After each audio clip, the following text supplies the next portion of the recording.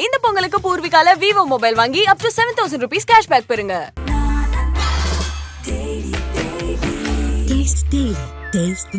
மூச்சு திணறல், மூச்சு இழைப்பு, குரட்டையால் அவதியா, நுரையீரலை ஆரோக்கியமானதாக்கி எளிதாக சுவாசித்திடுங்கள். தங்கம் 24x7 ஆஸ்துமா சிகிச்சை நாமக்கல் மற்றும் கான்பூர்.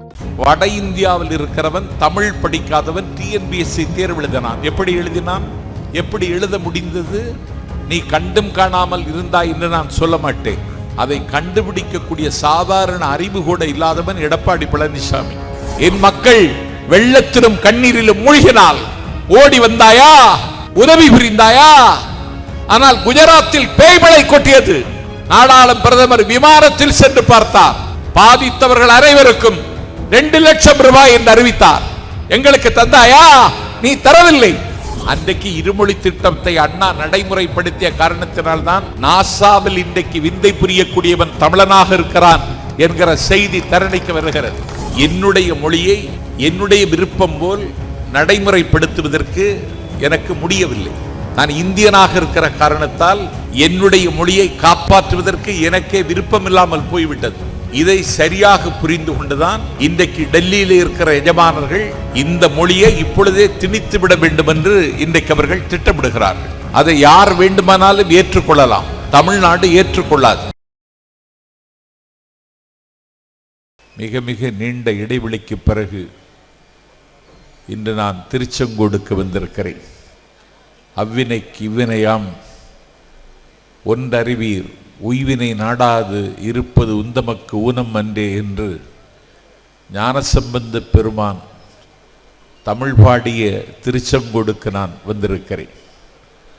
மன்றாடி மைந்தனை என்று செங்கோடனை வாயாரப்பாடிய அருணகிரிநாதரின் சந்தத்தமிழ் விளைந்த திருச்செங்கோடுக்கு வந்திருக்கிறேன். கோடு உயர்ந்தது, குன்றம் தாழ்ந்ததென்று அண்ணா தாலாட்டிய மண்ணுக்கு திருச்செங்கோட்டுக்கு வந்திருக்கிறேன்.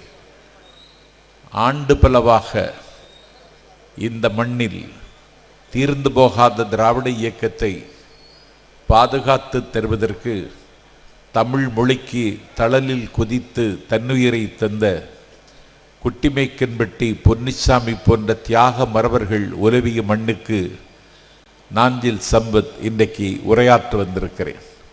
ஜனவரி திங்கள் 25 மொழிப்போர் தியாகிகள் நினைவு நாளில் என்னை திருச்செங்கோட்டில் உரையாற்றுவதற்கு கட்டளையிட்ட கழகத்தின் தலைவர், சிந்து மழைத்துளி போல் சிறந்தவர், தித்திக்கும் திருப்புகள் போல் தித்திப்பவர் தலைவர் அண்ணன் ஸ்டாலின் அவர்களுக்கு நான் திருச்செங்கோட்டில் இருந்தே என்னுடைய நன்றியை தெரிவித்துக் கொள்கிறேன்.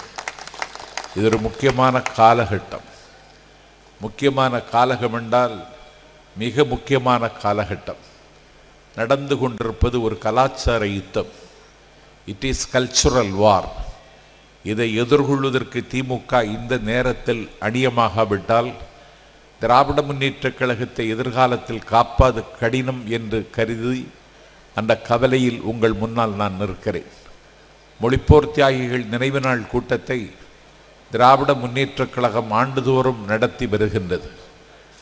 பொருள் படைத்தோர்கள் உன்னை புறக்கணித்த பொழுதும் தமிழை உனக்காக இழப்பதற்கு ஒரு உயிர் இருக்கிறது என்று தன்னுயிரை தந்த தியாகிகளை வணங்குவதற்காக இந்த கூட்டம். உலகத்தில் தலைவனுக்காக தீக்குளித்து இறந்தவர்கள் உண்டு, உலகத்தில் மதத்திற்காக தீக்குளித்தவர்கள் உண்டு, ஆனால் உலகத்தில் மொழிக்காக தீக்குளித்தவர்கள் தமிழர்கள் என்கிற வரலாறு நமக்கு மட்டும்தான் உண்டு.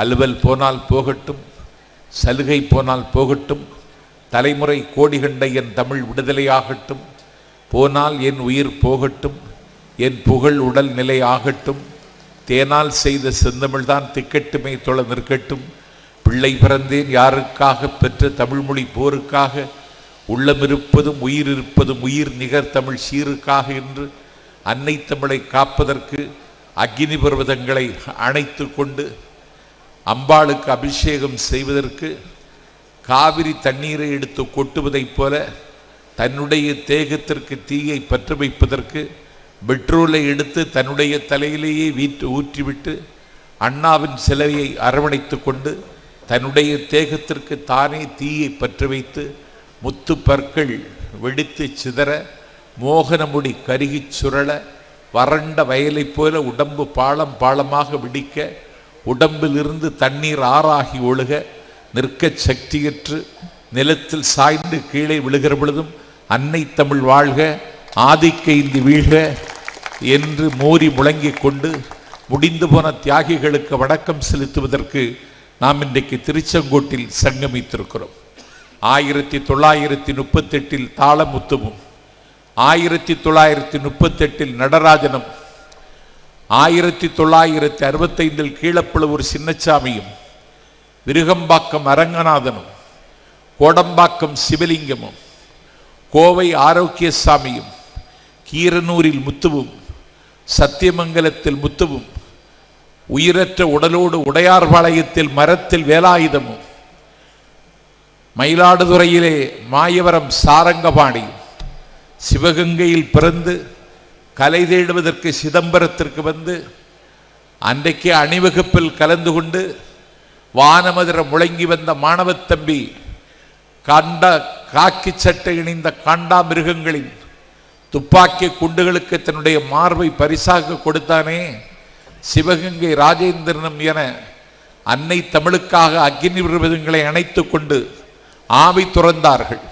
அவர்களை நினைத்து பார்ப்பதற்கு இங்கே கூடியிருக்கிறோம். நான் இங்கே வந்திருக்கிற கட்சி சாராத நடுதலையாளர்களுக்கு நாஞ்சில் சம்பத் அடக்கத்தோடு சொல்வேன், இந்தி மொழியின் மீது எங்களுக்கு எந்த வெறுப்பும் இல்லை. இந்தி ஆதிக்கத்தை தான் நாங்கள் எதிர்க்கிறோம். Hindi is a symbol of domination. Hindi is a symbol of Delhi. Hindi is a symbol of North. Hindi is a symbol of Manudharma. Hindi is a symbol of religion. Hindi is a symbol of disintegration. Hindi is a symbol of discrimination. Hindi is a symbol of domination. Hindi is a symbol of Manusmriti.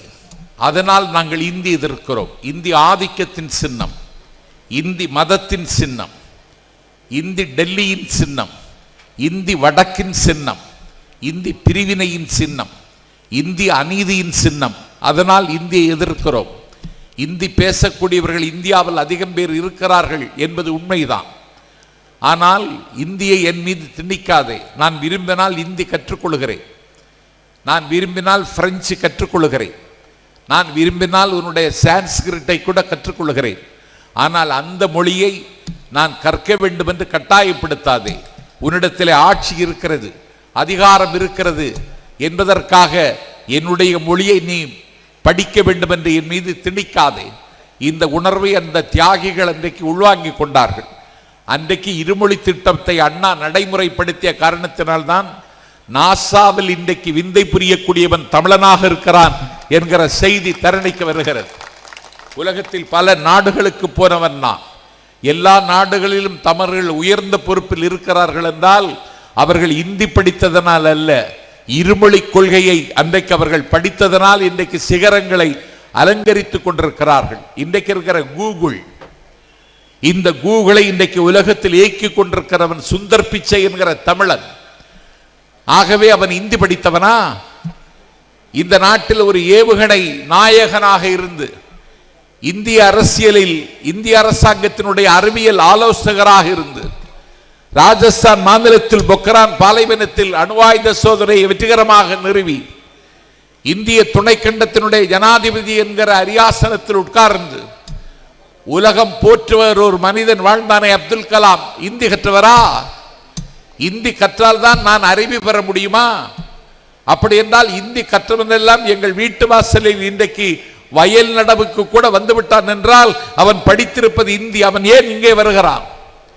ஆகவே ஒரு மொழியை திணிக்காதே. மொழி என்பது என்னுடைய முகம். என்னுடைய முகத்தில் அடுத்தவனுடைய முகவரியை எழுத அனுமதிக்க முடியாது. மொழி என்னுடைய கலாச்சாரத்தை காப்பாற்றுகிற கவசம். இந்த கவசத்தை நான் எந்த கட்டத்திலும் கலத்தி தூர எறிந்து விட முடியாது. மொழி என்பது எனக்கு உள்ளாடுகிற உயிர். இந்த உயிரை நான் இழக்க முடியாது. ஒரு தராசு தட்டில் முந்தி தவம் இருந்து 300 நாள் சுமந்து பெற்ற என் அன்னையை வைத்துக் கொண்டு அதே தராசு தட்டில் எல்லா சொத்தையும் விற்று என்னை படிக்க வைத்து ஆளாக்கி பார்த்த என்னுடைய அப்பாவை வைத்துக் கொண்டு அதே தராசு தட்டில் என்னுடைய சுக துக்கங்களை தீர்மானிப்பதற்காக தன்னுடைய பெற்ற தாயை, பிறந்த வீட்டை மறந்துவிட்டு என்னோடு குடும்பம் நடத்துகிற என் மனைவியை வைத்துக் கொண்டு அதே தராசு தட்டில் என்னுடைய மனைவியோடு நான் சரசம் மேற்கொண்டு கலவி செய்து எங்கள் காதல் மயக்கத்தில் பிறந்த குழந்தையை வைத்துக் கொண்டு அதே தராசு தட்டில் என்னுடைய சுக துக்கங்களை தீர்மானிக்கிற என் நண்பர்களை வைத்துக் கொண்டு அதே தராசு தட்டில் எனக்கு ஒன்று என்றால் இந்த நாட்டில் உயிர்வாதை போல துடிக்கிற என் இரத்த சம்பந்தம் உள்ள உறவுகளை வைத்துக் கொண்டு மற்றொரு தராசு தட்டில் தமிழ் என்கிற என் மொழியை வைத்தால் உனக்கு ரெண்டிலே எது வேண்டும் என்று கேட்டால் தமிழ் இருக்கிற தராசு தட்டை அடையாளம் காட்டுகிறவன் தான் தமிழன். பயிலுறும் அண்ணன் தம்பி, அக்கம் பக்கத்து உறவின் முறையார், குயில் போல் பேசிடும் மறையாள், அன்பை கொட்டி வளர்க்கும் பிள்ளை, சந்ததமரவா தந்தை, தயமிக உடையாள் என்னை அயலவர் ஆகும் வண்ணம் தமிழ் எங்கள் அன்பினில் உரைதல் கண்டீர் என்றார் பாரதிதாஸ். ஆகவே மொழி எனக்கு உயிர். இந்த மொழியை இழந்தால் என்னுடைய பண்பாட்டை இழப்பேன். இந்த மொழியை இழந்தால் என்னுடைய தேசியம், தமிழ் தேசியம் என்கிற அங்கீகாரத்தை இழப்பேன். இந்த மொழியை இழந்தால் நான் உயிர் வாழ முடியாது என்கிற நிலைமைக்கு தள்ளப்படுவேன். மொழி மனிதனை ஒன்றிணைக்கும், மதம் ஒன்றிணைக்காது, சாதி ஒன்றிணைக்காது. மதராஸ் செந்தில் என்ன ஜாதி எனக்கு தெரியாது, நான் என்ன ஜாதி மதராஸ் செந்திலுக்கு தெரிய வாய்ப்பில்லை. ஆனால் என்னை அவரை ஒன்றிணைத்திருக்கிறது என்றால் எங்கள் மொழி ஒன்றிணைத்திருக்கிறது. அதனால் அவர் அருகில் நான் உரிமையோடு உட்கார்ந்து இருக்கிறேன். சாதி ஒன்றிணைக்காது, மதம் ஒன்றிணைக்காது. இந்தியா விடுதலை பெற்ற அன்றைக்கு விடுதலை பெற்றது பாகிஸ்தான். பாகிஸ்தான் விடுதலையை கேட்ட பொழுது இட் இஸ் இமேஜினேஷன், இது ஒரு கற்பனை என்றார் பண்டித ஜவஹர்லால் நேரு. இந்தியா விடுதலை பெற்ற அன்றைக்கு பாகிஸ்தான் விடுதலை பெற்றது. நான் என் வாலிப தம்பிகளுக்கு சொல்லுகிறேன், பாகிஸ்தான் விடுதலை பெற்று அதனுடைய முதல் அதிபராக முகமது அலி ஜின்னா முடிசூட்டிக் கொண்டார். பூமிப்பந்தில் புதிதாக பிறந்த ஒரு தேசத்தின் அதிபர் முகமது அலி ஜின்னா. அந்த முகமது அலி ஜின்னா பாகிஸ்தானின் அதிபர் என்கிற தங்க மகுடத்தை தெரித்துக் கொண்டு கிழக்கு பாகிஸ்தான் தலைநகர் டாக்காவுக்கு சென்றார். ஒரு சூரியோதயத்தில் அவர் டாக்காவுக்கு சென்ற பொழுது முகமது அலி ஜின்னாவை வரவேற்க 40 லட்சம் பேர் திரண்டார்கள். என்ன காரணம்? எங்களுக்கு ஒரு நாடு பெற்று தந்த நாயகர்,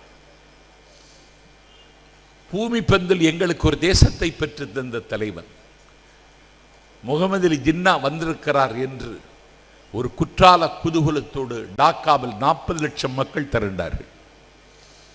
முகமது அலி ஜின்னா அந்த வரவேற்பை பெற்றுக்கொண்டு உரையாற்றுவதற்கு ஒலிபெருக்கிக்கு முன்னால் வந்தார். அவர்களே என்று பேச அழைத்ததுதான் தாமதம். எதிரில் இருந்த ஒரு தம்பி திமிரி எழுந்தான். வாயை மூடு, shut up your mouth என்று வானம் மதர கத்தினான். எங்களுக்கு ஒரு நாடு பெற்று தந்த நாயகனை, நம் வாசலுக்கு வந்த கோமேதகத்தை, கோஹினூர் வைரத்தை வாயை மூடென்று இந்த பயல் கத்துகிறானே என்று சொல்லி அவனுடைய வாயை அமுக்கி அவனுடைய தோளை அழுத்தி அவனுடைய தலையில் அடித்து அந்த தம்பி அந்த கூட்டத்தில் உட்கார வைத்தார்கள். அவன் உட்கார்ந்தான். மீண்டும் முகமது அலி ஜின்னா பேச ஆரம்பித்தார். அப்பொழுதும் அந்த தம்பி திமிரி எழுந்தான், துள்ளி குதித்தான்.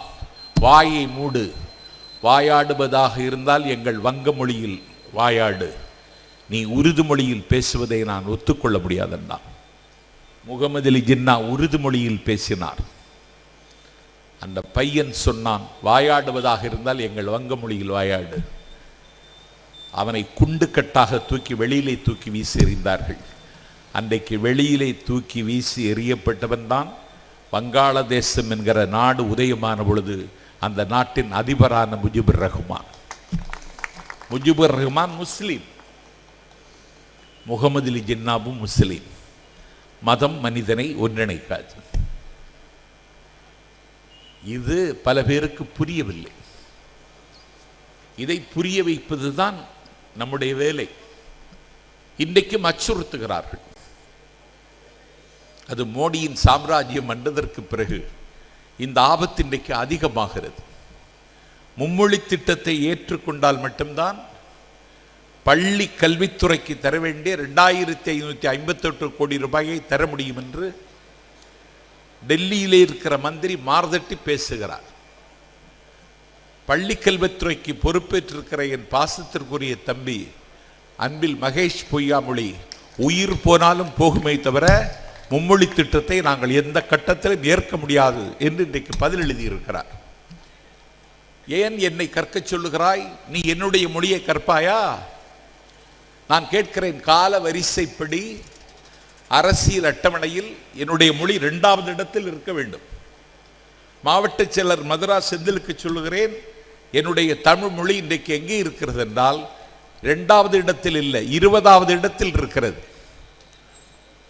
உன்னுடைய மொழி என்னுடைய மொழியை விட மேன்மையானதா, கோன்மையானதா, நன்மையானதா, மென்மையானதா, வன்மையானதா? இல்லை. என்னுடைய மொழிக்கு நிகரான மொழி உலகத்தில் எந்த மொழியிலும் இல்லை. நான் உலக மொழி வரலாற்றை படித்த மாணவனாக உங்கள் முன்னால் இருக்கிறேன்.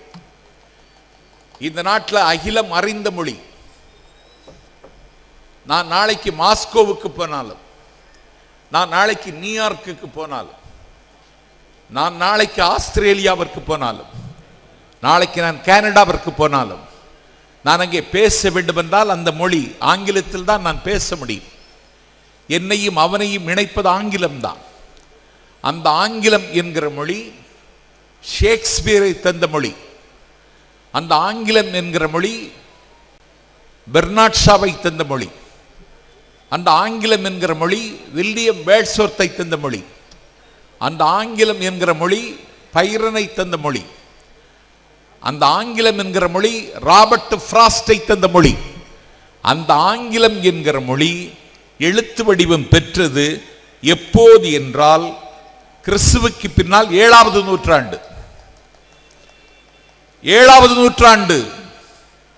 ஏன் நாங்கள் மொழிப்போர் தியாகிகள் நினைவு நாளை கொண்டாடுகிறோம்?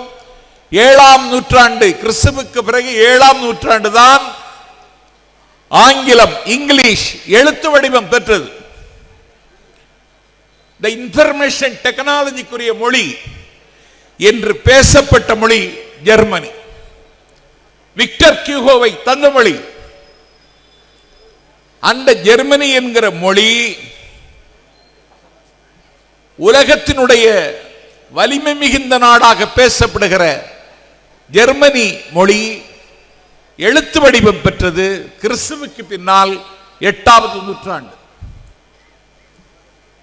8வது நூற்றாண்டில் தான் எழுத்து வடிவம் பெற்றது.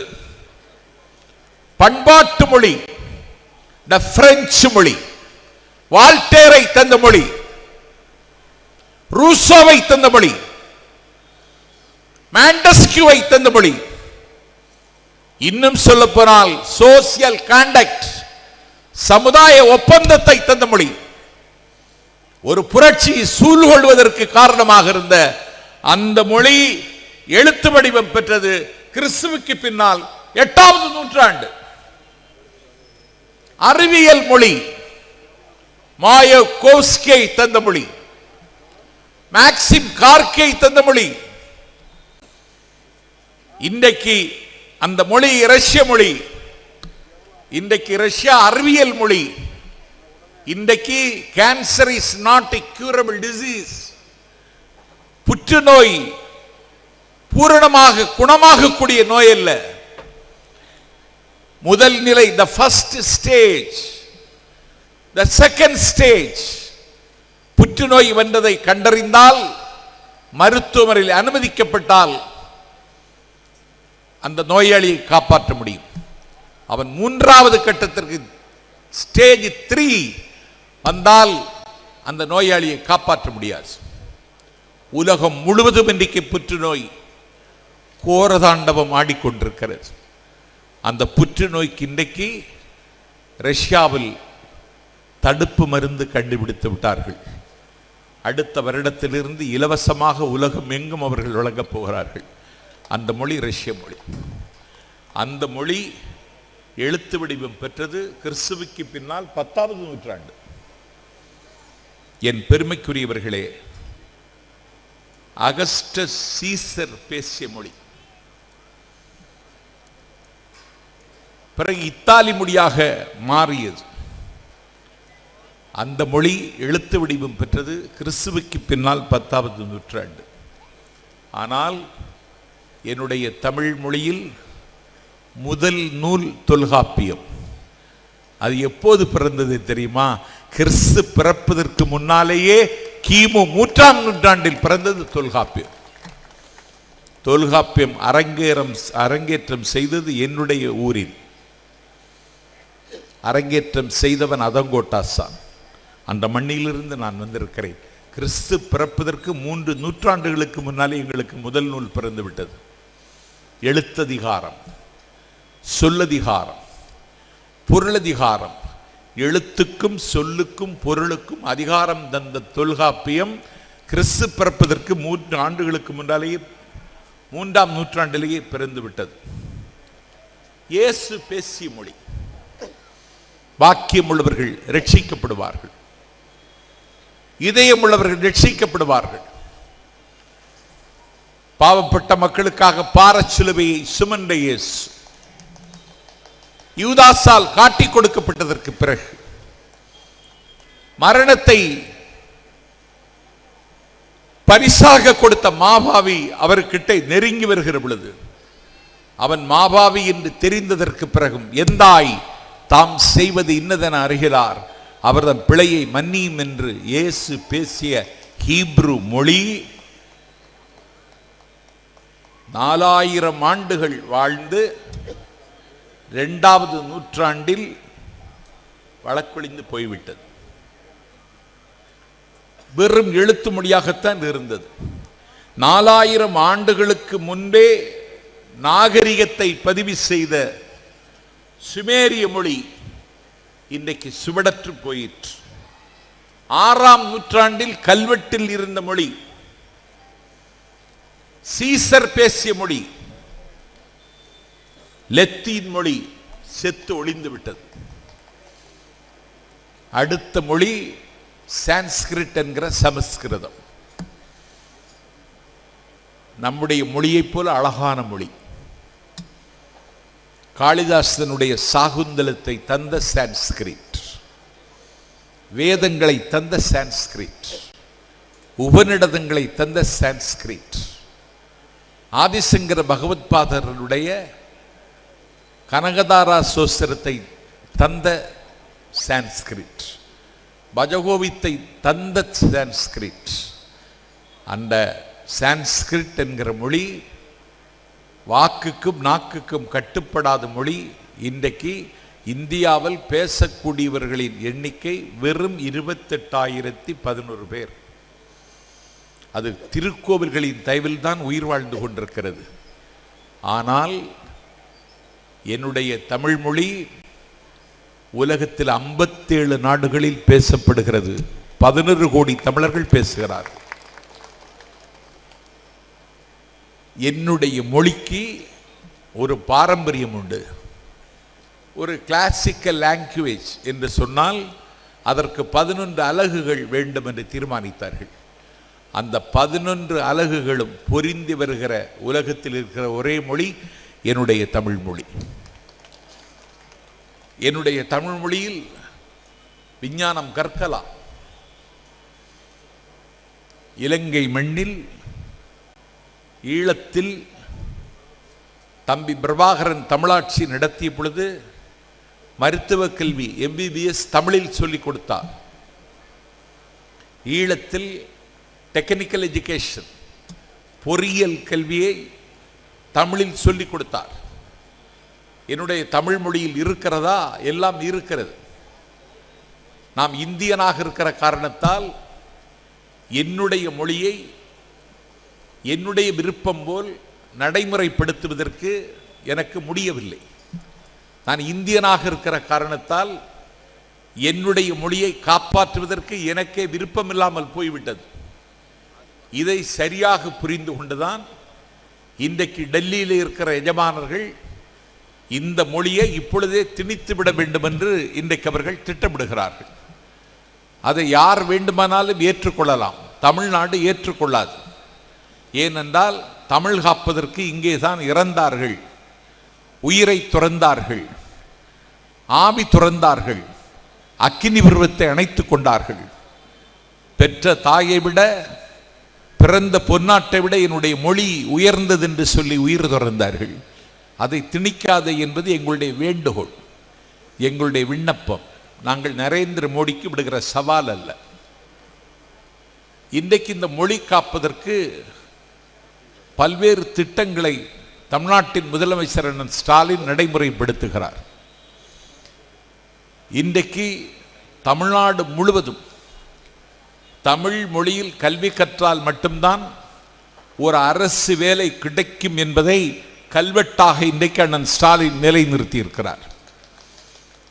எடப்பாடி பழனிசாமி முதலமைச்சராக இருந்த பொழுது வட இந்தியாவில் இருக்கிறவன் தமிழ் படிக்காதவன் டிஎன்பிஎஸ்சி தேர்வு எழுதினான். எப்படி எழுதினான்? எப்படி எழுத முடிந்தது? நீ கண்டும் காணாமல் இருந்தாய் என்று நான் சொல்ல மாட்டேன். அதை கண்டுபிடிக்கக்கூடிய சாதாரண அறிவு கூட இல்லாதவன் எடப்பாடி பழனிசாமி. இன்றைக்கு நாங்கள் கண்காணிக்கிறோம், எவன் ஊடுருவுகிறான். வெளிப்படையாகவே ஊடுருவுகிறார்கள். அவர்களுக்கு கூச்ச உணர்வும் இல்லை, குற்ற மனப்பான்மையும் இல்லை. என்னுடைய மொழியை பாதுகாப்பதற்கு நான் போராடுகிறேன். என்னிடத்திலே கூட ஒரு நிருபர் கேட்டார், நீங்கள் இவ்வளவு தூரம் பேசிவிட்டீர்கள், இத்தனை நாடுகளுக்கு சென்று வந்து விட்டீர்கள், உங்களுடைய கடைசி ஆசை என்ன என்று கேட்டார். நான் சொன்னேன், என்னுடைய காலத்தில் தமிழ் ஈழம் மலருமானால் மலர்ந்த தமிழ் ஈழத்தில் போரினால் புதைந்து போன பூமியில் இருக்கக்கூடிய குழந்தைகளுக்கு தமிழ் கற்றுக் கொடுத்து என்னுடைய உயிரை மாய்த்துக் கொள்வேன் என்று நான் என்னுடைய ஆசையை வெளிப்படுத்தினேன். ஏனென்றால் அவ்வளவு ஆபத்து இன்றைக்கு நமக்கு வந்திருக்கிறது. ஏதோ மொழிப்போர் தியாகிகள் கூட்டம் திருச்செங்கோட்டில் கூடுகிறோம் என்றால் சும்மா இல்லை. நான் காலையில் இன்றைக்கு மலைக்கு சென்றேன். தம்பி ஹரி ஏற்பாடு செய்தார். நான் மலைக்கு சென்ற பொழுது அறங்காவல் குழு உறுப்பினர் என்னை அழைத்து சென்றார், பிரபாகரன். நான் கோவிலில் போய் தரிசித்தேன். இதே திருச்செங்கோட்டில் தான் ஞானசம்பந்த பெருமான் வந்த பொழுது அவர் இங்கே முற்றுகையிட்டிருந்த காலகட்டத்தில் அவரோடு வந்த அடியார்கள் எல்லோருக்கும் ஜுரம் வந்தது. ஜுரம் என்றால் கொரோனா. அந்த கொரோனா வந்த பொழுது ஞானசம்பந்த பெருமான் அர்த்தநாரீஸ்வரரிடத்திலே போய் ஒரு பாசுரம் பாடினார். அவ்வினைக்கு இவனையாம் என்று சொல்லும் அகுதறிவீர், உய்வினை நாடாது இருப்பதும் உனக்கு ஊனமன்றி என்று ஒரு பாசுரம் பாடி முடித்தவுடன் அந்த ஜுரம் அவர்களை விட்டு விலகிட்டு என்று இதே திருச்செங்கோட்டில் தான் நிரூபித்தார்கள். திருமருகல் என்கிற திருவிடத்திற்கு, திருத்தலத்திற்கு சென்றாள். தன்னுடைய காதல் கணவனை கல்யாணம் செய்வதற்கு சென்றாள். காதல் கணவன் திருமருகல் என்கிற திருத்தலத்திற்கு வந்த பொழுது இறந்து போனான். அப்பொழுது அவள் கண்ணீர் சிந்தி கதறி எழுதாள். கல்யாணம் செய்து காலமெல்லாம் இவனோடு வாழ கனவு கண்டேன், இன்றைக்கு காலன் என்னுடைய கணவனை கவர்ந்து கொண்டானே என்றவள் கவலைப்பட்டு அழுதாள். அந்த நேரத்தில் ஞானசம்பந்த பெருமான் அங்கே சென்றார். சடையாயினுமால் சரண்யினுமால் என்று பரணி பாசுரம் பாடினார். அவன் உயிர் பெற்று வந்தான், அவளை கல்யாணம் செய்து கொண்டான். தலைநகர் சென்னையில் இருக்கிறது கபாலீஸ்வரம், மயிலாப்பூர். ஒரு சிவனேச செல்வர் என்கிற ஒரு செட்டியாரனுடைய மகள். அந்த செட்டியார் அவளை ஆசையோடு வளர்த்தார். அவளை வளர்த்த பொழுது அவள் ஒரு நாள் காலமாகி போனாள். கவலையிலே சிவனேச செட்டியார் மூழ்கி போனார். மூழ்கி போனதற்கு பிறகு அதே திருக்கோவிலுக்கு ஞானசம்பந்தர் வந்தார். என்னுடைய மகள் இறந்து போனாள், அந்த கவலை தீராமல் நான் அழுது கொண்டிருக்கிறேன், நான் என் மகளுக்கு இனிமேல் எங்கே போவேன் என்று அழுதார். ஞானசம்பந்த பெருமான் கபாலீஸ்வரத்தில் இருந்து கொண்டு மட்டிட்ட புன்னை என்று பாசுரம் பாடினார். உயிர் பெற்று வந்தாள். சிவநேச செல்வருடைய மகள். உயிர் பெற்ற வந்த மகளை பார்த்து பூரித்து போன சிவநேச செல்வர் என்கிற செட்டியார் ஞானசம்பந்த பெருமானிடத்தில் சொன்னார், உங்களுக்கு இவளை மனம் செய்து வைக்க வேண்டும் என்பதுதான் என்னுடைய திட்டம். இன்றைக்கு அவள் உயிர் வென்று வந்து விட்டாள், அவளை நீங்கள் கல்யாணம் செய்து கொள்ளுங்கள் என்று சொன்ன பொழுது ஞானசம்பந்த பெருமான் சொன்னார், இது உன்னுடைய மகள், ஆனால் நான் பாசுரம் பாடி உயிர் பிழைத்ததால் இவளும் என் மகள்தான், என் மகளை நான் எப்படி திருமணம் செய்து கொள்ள முடியும் என்று கேட்டு அந்த மனத்தை மறுத்தார். என்றால் இந்த பண்பாடு எங்களுக்கு மட்டும்தான் உரிமை உடையது, உங்களுக்கு அந்த பண்பாடு இல்லை. நீங்கள் இன்றைக்கு ஒரே நாடு, ஒரே மொழி, ஒரே கலாச்சாரம், ஒரே ரேஷன் கார்டு, ஒரே பத்திரப்பதிவு என்று நீங்கள் இன்றைக்கு சொல்லுகிறீர்கள். எங்களுக்கு இது ஆபத்து என்று உணர்கிறோம். India could not be considered as a nation. India ஒரு நாடல்ல, இது இணைக்கப்பட்ட துணைக்கண்டம். இந்தியாவை நான் ஒப்புக்கொள்கிறேன். அதை ஒரு நாடு என்று சொல்வதை நான் ஏற்க தயாரில்லை. இந்தியா ஒரு நாடு இல்லை. இந்தியா பல்வேறு இனங்களும் பல்வேறு நிறங்களும் பல்வேறு மொழிகளும் கொண்ட நாடு. இந்தியா ஒரு நாடென்றால் என்னுடைய தமிழ்நாட்டில் புயல் வீசினால், என்னுடைய தமிழ்நாட்டில் பூகம்பம் அதிர்ந்தால், என்னுடைய தமிழ்நாட்டில் பேய் மழை கொட்டினால், என் மக்கள் வெள்ளத்திலும் கண்ணீரிலும் மூழ்கினால் ஓடி வந்தாயா? உதவி புரிந்தாயா? ஆனால் குஜராத்தில் பேய் மழை கொட்டியது. நாடாளும் பிரதமர் விமானத்தில் சென்று பார்த்தார். பாதித்தவர்கள் அனைவருக்கும் 2 லட்சம் ரூபாய் என்று அறிவித்தார். எங்களுக்கு தந்தாயா? நீ தரவில்லை. என்னுடைய மகள், நான் பெற்றெடுத்த மகள், அவள் டாக்டராக வேண்டும் என்று ஆசைப்படுகிறாள். ஒரு கூலி தொழிலாளி, அவருடைய மகளுடைய பேர் அனிதா. அவன் திருச்சி காந்தி மார்க்கெட்டில் மூட்டை சுமந்து வாழ்க்கை நடத்துகிறவன். இரவெல்லாம் மூட்டை சுமப்பான். அதிகாலை வீட்டுக்கு செல்வான். மூட்டை சுமந்த வலியோடு அவன் தன்னை மறந்து தூங்குவான். சாயும் காலம் மீண்டும் சாப்பிட்டு விட்டு மீண்டும் மூட்டை தூக்க வருவான். அவனுடைய மகள் அனிதா. நான் என் தாய்மார்களுக்காக பேசுகிறேன். அவனுடைய மகள் பெயர் அனிதா. நன்றாக படித்தாள். அவள் வீட்டுக்கு நான் சென்று பார்த்தேன். ஃப்ரிட்ஜ் இல்லை, அலமாரி இல்லை, மிக்சி இல்லை, கிரைண்டர் இல்லை. துணிகளை அடுக்கி ஒரு பிளாஸ்டிக் சேரில் வைத்திருக்கிறாள் அனிதா. நன்றாக படிப்பாள். அவளுடைய தாய்க்கு காய்ச்சல் வந்தது.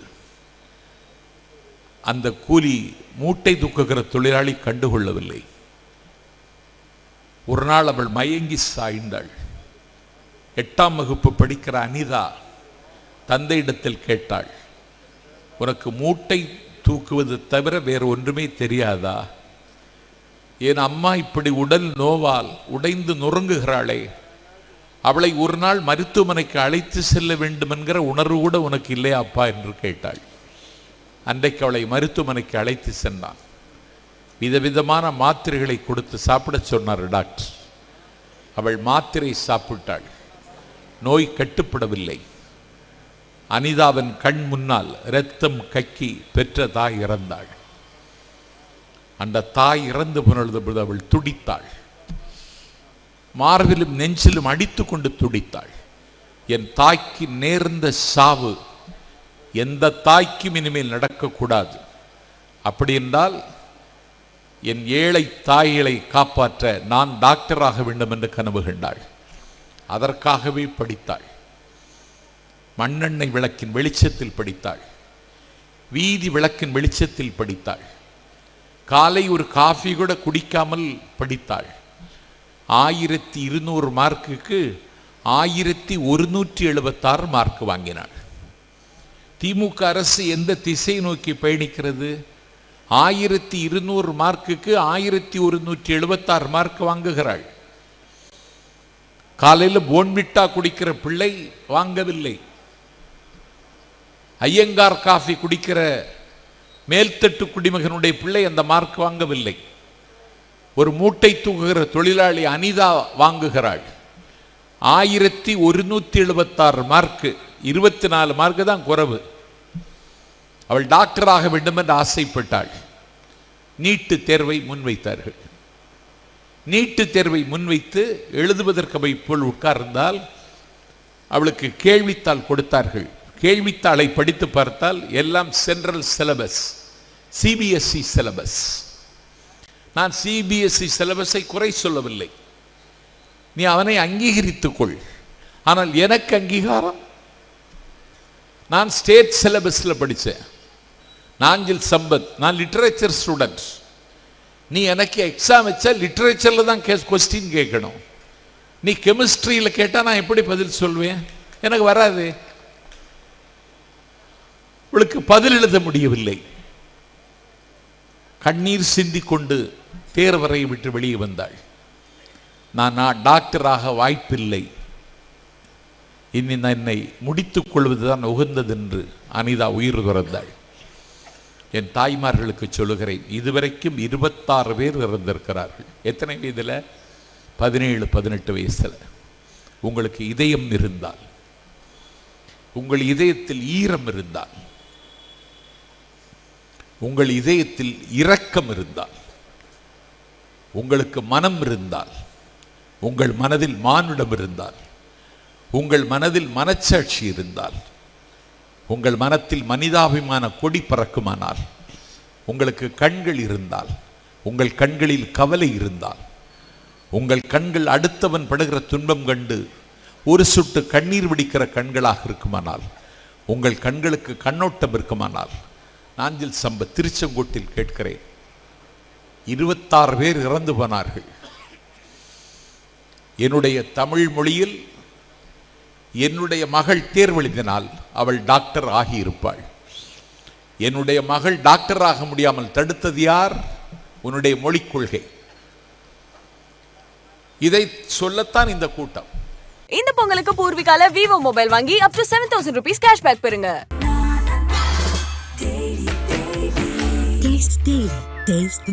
மூச்சு திணறல், மூச்சு இழைப்பு, குரட்டையால் அவதியா, நுரையீரலை ஆரோக்கியமானதாக்கி எளிதாக சுவாசித்திடுங்கள். தங்கம் 24/7 ஆஸ்துமா சிகிச்சை நாமக்கல் மற்றும் கான்பூர்.